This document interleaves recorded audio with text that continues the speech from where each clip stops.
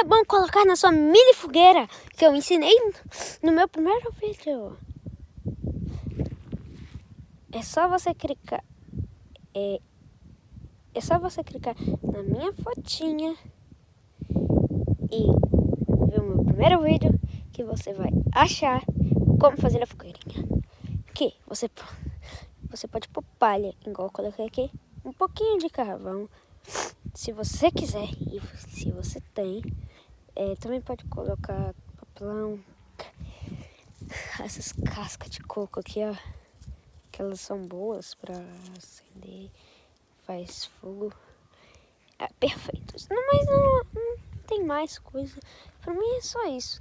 Aqui, ó, como que ela fica, ó. Isso aqui tava com casca, isso aqui tava podre, ó.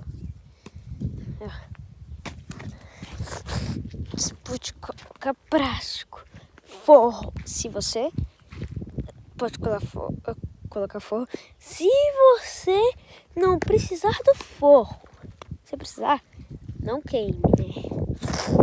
Pode pôr madeiras mais, né? Mais do que já tem, que é feito de madeira. Mas você pode colocar madeira.